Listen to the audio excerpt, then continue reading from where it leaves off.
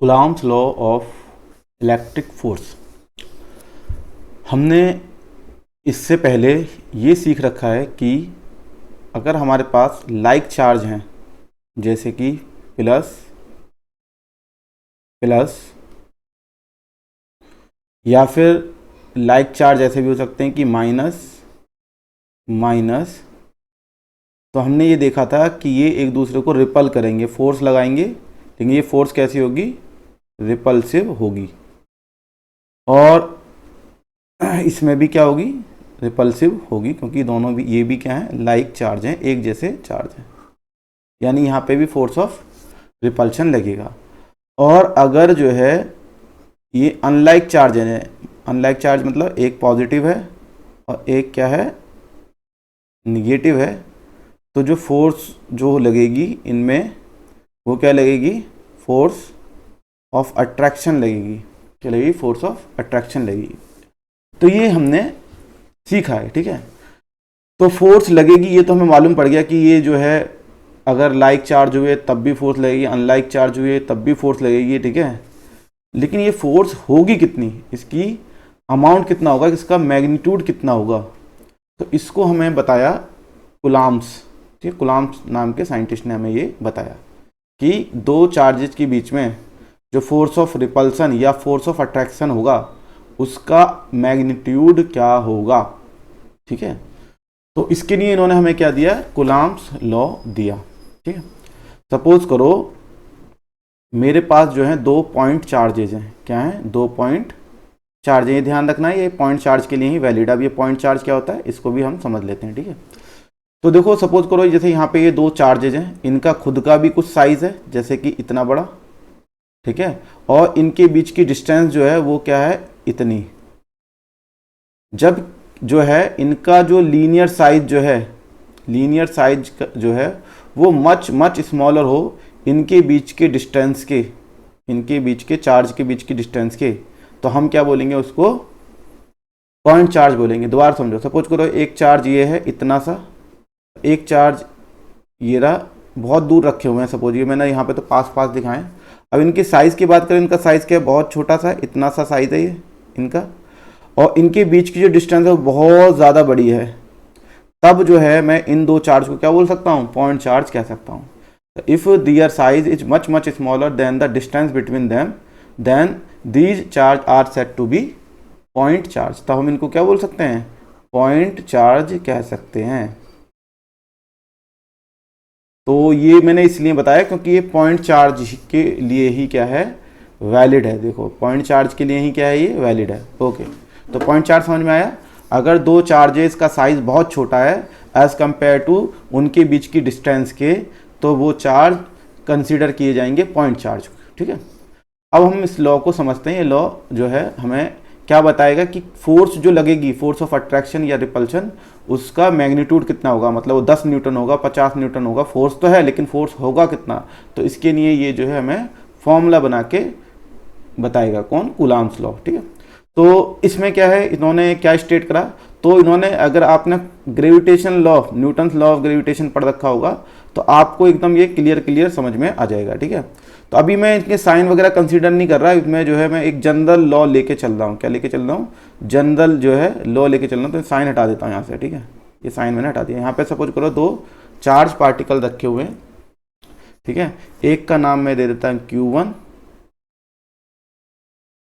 और एक का नाम मैंने दे दिया Q2, और इनके सेंटर टू सेंटर की जो डिस्टेंस है वो सपोज क्या है? वो R है, ठीक है।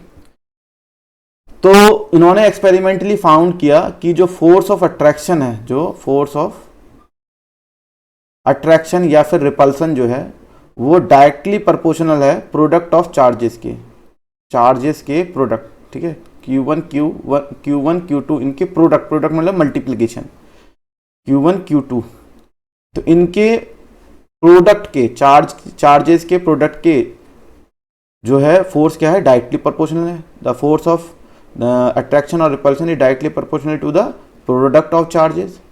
एंड दूसरा इन्होंने जो नोटिस किया वो ये फाइंड आउट किया कि जो फोर्स ऑफ अट्रैक्शन और रिपल्शन है वो इनवर्सली प्रोपोर्शनल है square of the distance between them. Square of the distance between them, इसके इन्वर्सली प्रोपोर्शनल है। इन्वर्सली का मतलब क्या होता है कि अगर मेरा जो है आर को मैं बढ़ाऊंगा तो फोर्स क्या होगी, कम होगी। इसका मतलब ये उल्टा रिलेशन, आर को अगर कम करूंगा तो फोर्स क्या होगी, इंक्रीज करेगी। तो इस रिलेशन को क्या बोलते हैं, इनवर्स रिलेशन। यहाँ पे ऊपर वाले में डायरेक्ट रिलेशन है। डायरेक्ट मतलब क्या हो गया कि अगर प्रोडक्ट ऑफ चार्ज जो है वो बढ़ेगा तो फोर्स भी क्या करेगी, बढ़ेगी। प्रोडक्ट ऑफ चार्ज अगर कम होगा तो फोर्स भी क्या होगी, कम होगी। अब इन्होंने जो है इन दोनों इक्वेशन को, ठीक है, इन दोनों प्रोपोर्शनैलिटी इक्वेशन को, ठीक है, क्या करा, कंबाइन करा। तो कंबाइन करेंगे तो क्या बन जाएगा, इनको अगर मैं दोनों इक्वेशन कंबाइन करें तो F is directly proportional to product of charges and inversely proportional to the square of the distance between them. ये आ गया हमारा।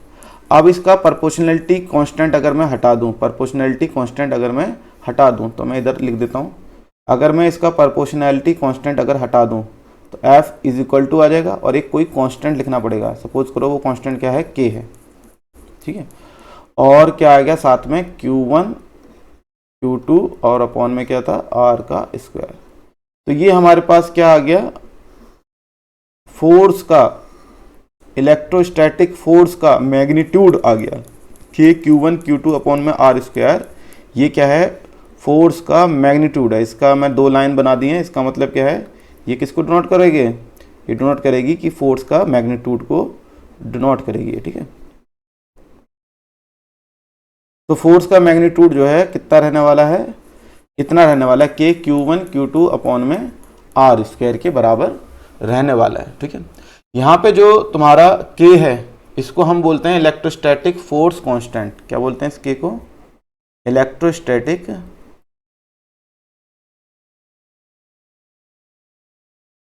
इलेक्ट्रोस्टैटिक फोर्स कांस्टेंट बोलते हैं, ठीक है।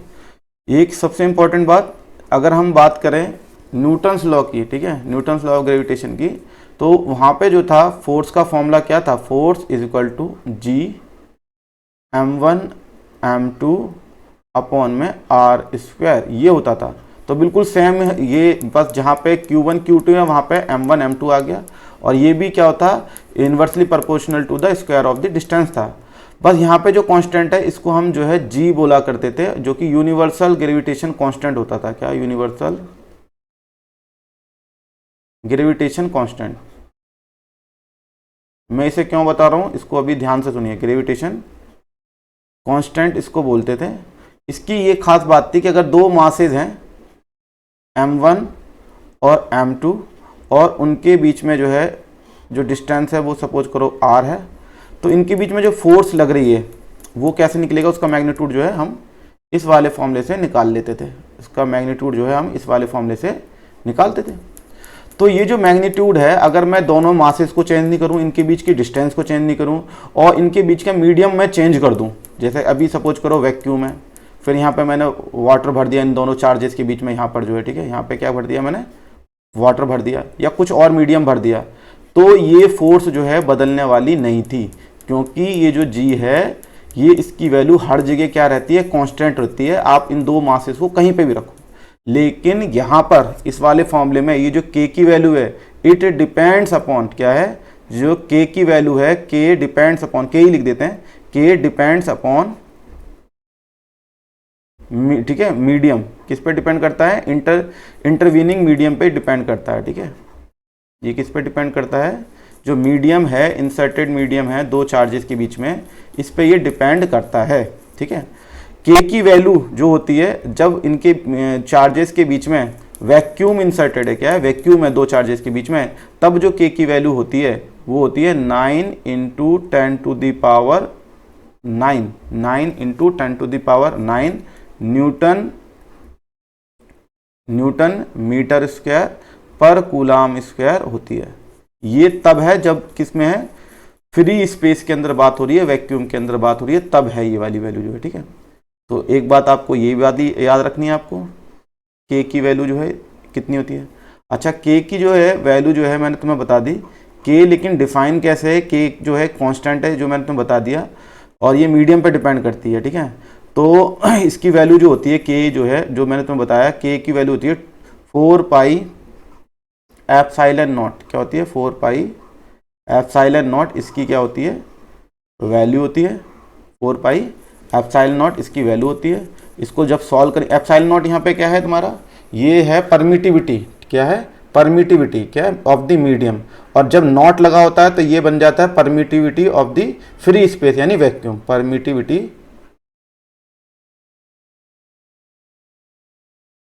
परमिटिविटी ऑफ, नॉट लगा हुआ है क्योंकि इसके अंदर, तो ये क्या बन जाए? परमिटिविटी। अगर नॉट नहीं लगा होता तो ये परमिटिविटी ऑफ मीडियम होगा, ठीक है, यानी वहाँ पे वैक्यूम को छोड़ के कुछ और होगा। लेकिन अगर यहाँ पे नॉट लगा हुआ है, नॉट मतलब ये जीरो टाइप का जो बना होता है, इसी को नॉट बोलते हैं, ठीक है। तो इसका मतलब ये है कि ये परमिटिविटी ऑफ फ्री स्पेस है। क्या है? फ्री स्पेस है। और हमें इसकी वैल्यू भी थोड़ा बहुत आइडिया होना चाहिए। इसकी वैल्यू जो होती है परमिटिविटी ऑफ फ्री स्पेस की, वो होती है epsilon naught is equal to 8.85 के आसपास जो है इसकी वैल्यू होती है। 8.85 इंटू 10 टू द पावर -12, ठीक है। और इसकी यूनिट जो बनेगी वो क्या बनेगी? कूलाम स्क्वायर पर न्यूटन पर मीटर स्क्वायर, ये इसकी यूनिट होती है। तो ठीक है, इसको हम एब्सोल्यूट परमिटिविटी भी बोलते हैं, absolute permittivity of the medium भी बोलते हैं, ठीक है, या फिर simply permittivity of free space इसको बोला जाता है, ठीक है। तो यहाँ पे अगर मैं ये सारी वैल्यू रख दूँ, एप्सिलॉन नॉट की वैल्यू ये वाली, ठीक है, 4 और पाई, और इसको 1 से डिवाइड कर दूँ, ठीक है, तो मेरी ये वैल्यू क्या निकल के आएगी? जब ये ध्यान रखना है फ्री स्पेस में हो रही है बात, क्या? फ्री स्पेस, ठीक है। तब जो ये वैल्यू निकल के आएगी वो 9 इंटू 10 टू द पावर 9 निकल के आएगी, जो मैंने यहाँ पे आपको बता रखी है, ठीक है। तो कूलाम्स लॉ जो है हमारा, हमने पढ़ा, कूलाम्स लॉ ने हमें क्या हेल्प करा कि हमने ये तो पढ़ लिया कि चार्ज के बीच में जो है फोर्स लगती है, इलेक्ट्रोस्टैटिक फोर्स लगती है, लेकिन किसी ने ये नहीं बताया कि ये फोर्स होगी कितनी, इसका मैग्नीट्यूड कितना होगा। तो इसी चीज़ को जो है किसने बताया? कूलाम्स लॉ ने बताया कि इसका मैग्नीट्यूड जो है इस तरीके से हम निकाल लेंगे। हमें इसके लिए सिंपली क्या चाहिए? के की वैल्यू। अगर फ्री स्पेस है तो के की वैल्यू कितनी हो जाएगी? 9 × 10⁹। अगर कुछ है तो वो उसके लिए अलग अलग होगी, ठीक है। मीडियम अगर अलग अलग हुआ तो अलग अलग होती है। दूसरे यहाँ पे Q1 क्या है? Charge on the first particle, ठीक है, और Q2 क्या है? Charge on second particle. R क्या है? उनके बीच की डिस्टेंस। ये सारी वैल्यू रख देंगे तो हमें फोर्स का मैग्नीट्यूड मालूम पड़ जाएगा, ठीक है। लेकिन फोर्स तो वेक्टर क्वांटिटी है, तो डायरेक्शन कैसे मालूम पड़ेगा? तो इसके लिए हमें कूलाम्स का ये जो लॉ, ये जो मैं बता रहा हूँ, ये स्केलर फॉर्म है। कूलाम्स का क्या है? ये स्केलर फॉर्म है, कूलाम्स की स्केलर फॉर्म है। अब ऐसे ही कूलाम्स लॉ का वेक्टर फॉर्म भी होता है। क्या भी होता है? Vector form. तो मैं नेक्स्ट स्लाइड में वेक्टर फॉर्म को हम सीखेंगे।